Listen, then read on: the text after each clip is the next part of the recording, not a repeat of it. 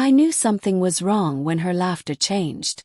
It wasn't the same laugh I fell in love with, the soft, unguarded one that used to fill our tiny apartment with warmth. No, this one was lighter, practiced.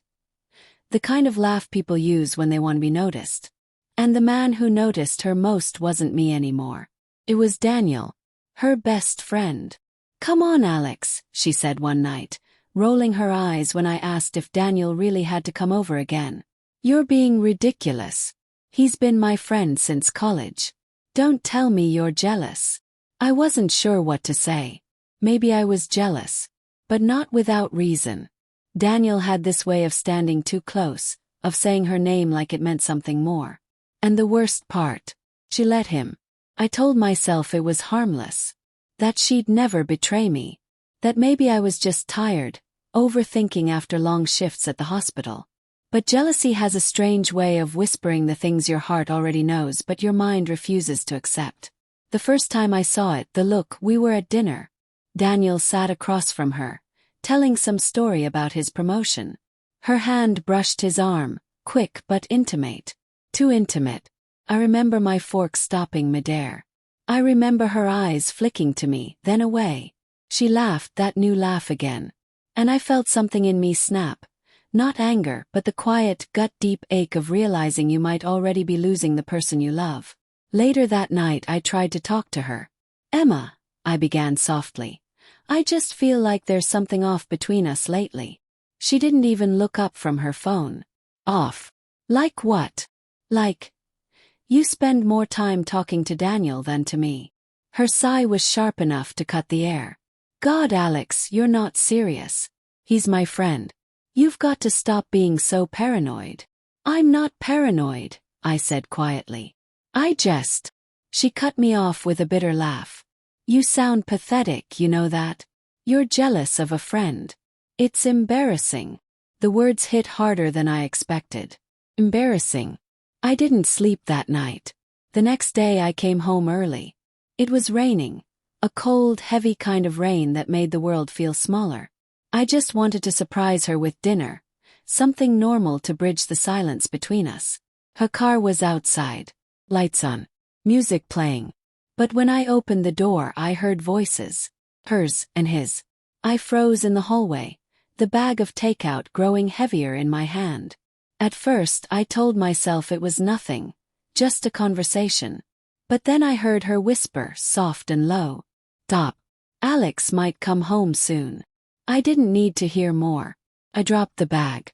The plastic hit the floor, spilling food across the tiles. They heard it. A door creaked. Then silence. She came out first, her hair messy, her face pale. "Alex!" I walked past her. Into the living room. Daniel stood there. Guilt painted across his face like it was part of him. No words came. None were needed. The silence between us said everything. He grabbed his jacket and left without meeting my eyes. Emma reached for me. "It's not what it looks like." I turned to her, and for the first time in years, I didn't recognize the woman in front of me. "I hope for your sake," I said quietly, "that it isn't." And I left. That night I drove without direction. The city blurred past in streaks of light and rain. I stopped at an old pier we used to visit when we first started dating. Back then, she'd hold my hand and tell me I was the safest place in her world. Now I felt like a stranger to her story. I sat there until dawn, trying to find a version of reality where what I'd seen didn't mean what it obviously did. But the truth doesn't bend for love. It just waits until you're ready to stop lying to yourself. When I finally returned home, she was still there. The house smelled of stale wine and apologies. "I made a mistake," she said, her voice trembling. "It didn't mean anything. Please, Alex, Don't," I said. My tone surprised even me. "Don't turn this into something you can fix with words." "I love you," she cried. I looked at her. Really looked at her. "Do you? Or do you just hate the idea of me walking away?" She didn't answer. I went upstairs, packed a bag and left. For 3 days she called and texted. I didn't answer. Couldn't. Each time my phone buzzed, I imagined her voice, the one that used to soothe me, now trying to pull me back into a world that no longer felt like home. On the fourth day, she came to the hospital. I was sitting in the break room when she appeared in the doorway, eyes red from crying. "Please, Alex. I can't lose you." Understood. "You already did." Her tears fell harder. "It wasn't supposed to happen. I was just lonely. You were always working, always tired. Daniel was there." I nodded slowly. "So it was my fault." "No. That's not what I mean." "But that's what you're saying," I whispered. "You were lonely, so you found someone else to fill the space I left. You made me the villain so you could justify betraying me." She collapsed into a chair, sobbing. "I don't even know why it happened. I swear it didn't mean anything." "That's the thing, Emma," I said quietly. "It meant everything." A week later, I left the house keys on the counter with a note. "You don't need to worry about me anymore. I'll be gone before you wake up. I hope one day you find peace with what you did." She called again that morning, one last time. I didn't pick up. Then I drove until the city faded behind me, until the sky turned into something new. It's strange how silence becomes a language of its own. I used to think love was about forgiveness, about holding on through every storm. But sometimes love dies not in rage, but in the quiet acceptance that it's no longer real. I never hated her. That would have been easier. Instead, I pitied her. Pity is colder than anger. It's the realization that the person who once held your heart now holds nothing of you at all. Months passed. I transferred to another hospital, a smaller town by the coast. Life became slower, quieter. I started painting again, something I hadn't done since before we married.